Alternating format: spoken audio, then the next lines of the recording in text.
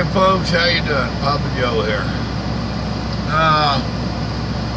We'll do a follow-up on Christopher. He told me it was Chris. See if I can find his. Yeah, here it is. He says it's Chris. Thanks so much for the comments. I guess what I'm trying to say is that I worked 32 years in the same industry and burn out. I can relate, bro. That's what I'm going through. I love to drive and would like to drive OTR for a less stressful life. I don't know if it's less stressful, but I am only 50 and still want to get up and work.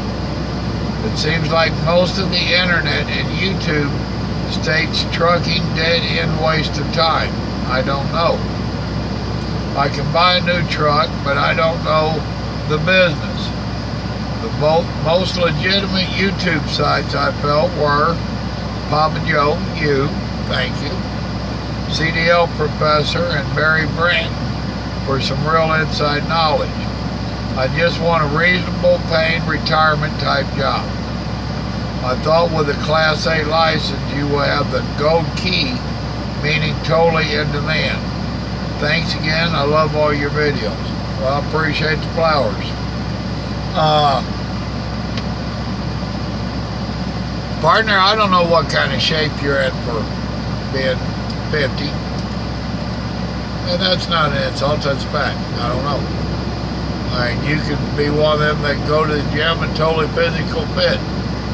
You could be one sitting on his butt and looks like this. And there's worse than me out here.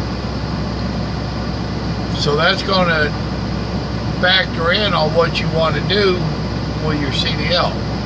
Now, first off, let's go to the OTR part. You said you would love to drive OTR.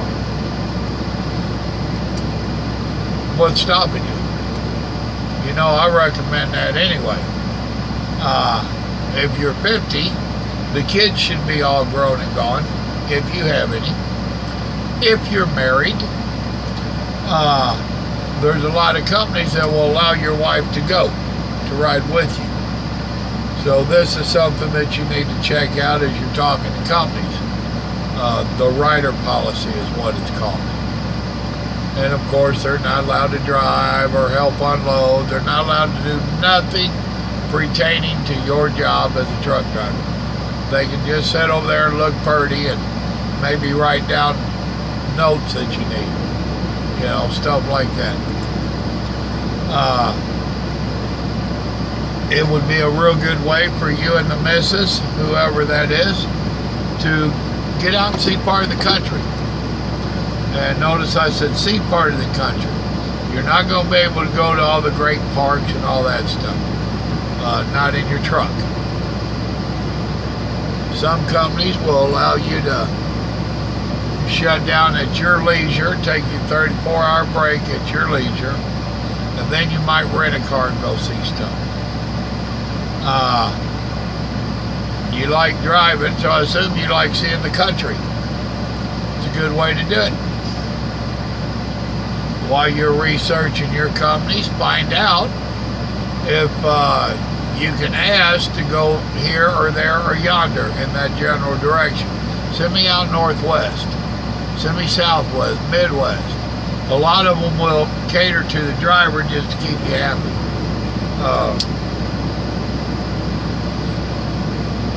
The trick is to get a company that will train you good and not treat you like a piece of equipment. CFI is supposed to have a decent payoff on your schooling. Their training can be questionable in my opinion, and the way they have their computer set up, they tell you exactly where to go, where to fuel and all this, and you're not but a piece of equipment. You're not allowed to make any decisions. Don't even bother trying to think. I understand. I've seen some of the drivers out here in this world, and some of them need that. Some of them need the constructed work environment where they don't have to. There's other of us that would drive me nuts. I am quite capable of thinking and communicating and doing what I got to do. That being said, you got to do what you got to do to get your CDL.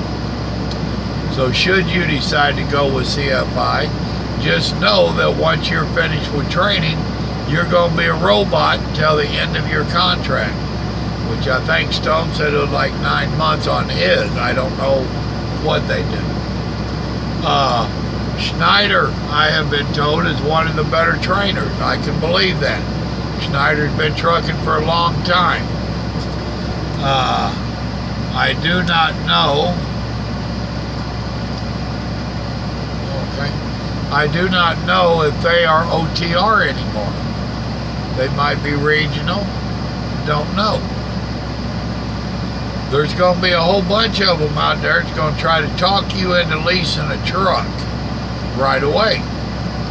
One of the biggest mistakes I see, which is some of your YouTubers, they'll get on with a company and they'll get 3 to 6 months under their belt, and now they think they know everything, and the company talks them into leasing a truck, and they might be making a couple dollars more a week if they're lucky.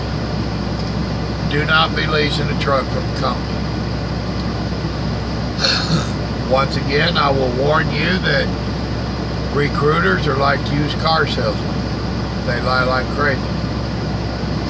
If you like to drive and you want to do OTR, I would suggest that you do it if it fits into your lifestyle and with your family style and all that. And write it out for a minimum of 2 years. You've heard me say that before. Do your homework now. Whatever poison you choose, whoever you go with, write it out with them for 2 years. While you're writing it out with them for the 2 years, be talking and exploring and thinking about what avenue you want to go down next. Until you have a minimum of 2 years, there's not any really good companies that's going to take you. You're not going to be able to do a lot of the elaborate stuff that you think you want to do. If you have 2 to 3 years of a clean record, and you're expected to have an accident, you ain't going to like hearing that. And actually, the longer you go without having an accident, the worse it is on your insurance rating. The longer you go, they say, the more the chances are of you really having a bad one. This is statistics they worked up from their industry. But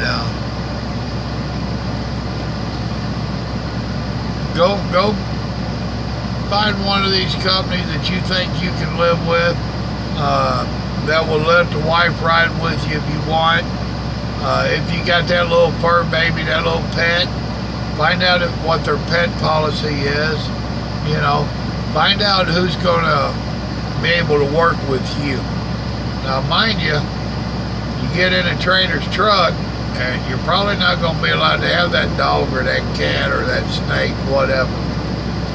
So that fur baby ain't going to be able to ride with you until you have your own truck. So that's just something for you to keep in mind.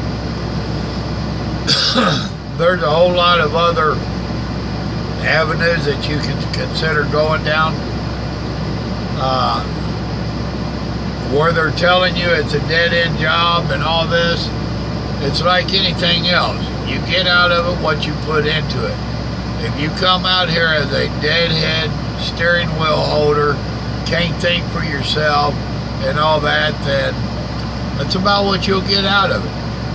But if you come out here thinking, planning, talking, trying to figure it out, then you'll do all right. And there can be some pretty good money made out here. By the same token, if you get on with Swift and stay with Swift and don't try to get away, you're going to make mediocre money at the best.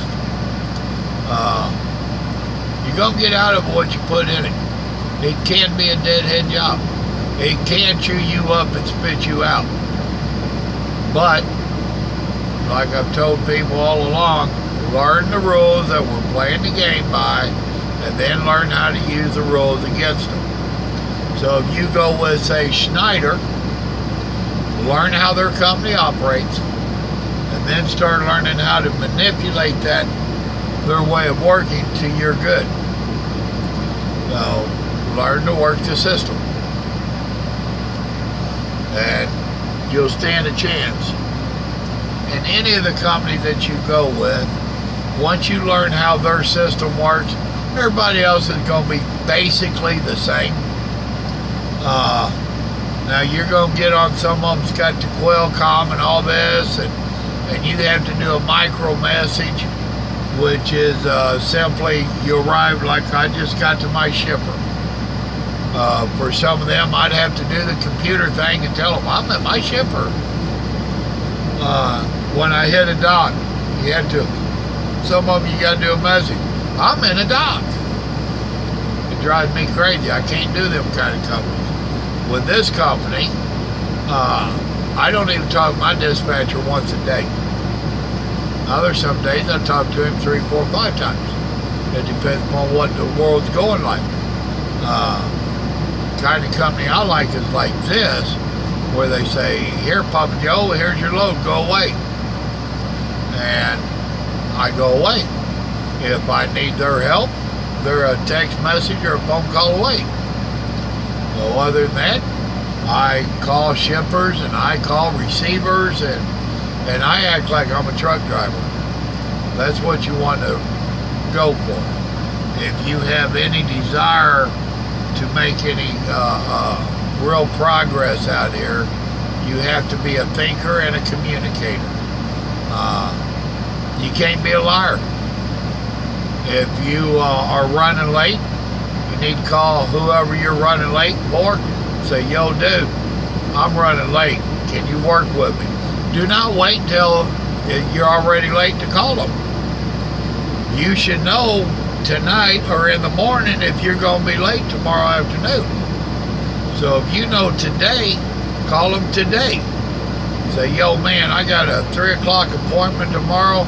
I don't see it working. I don't see it happening. Can we work around this? And you'll find out a lot of times they will work with you. When you just show up late, they're mad.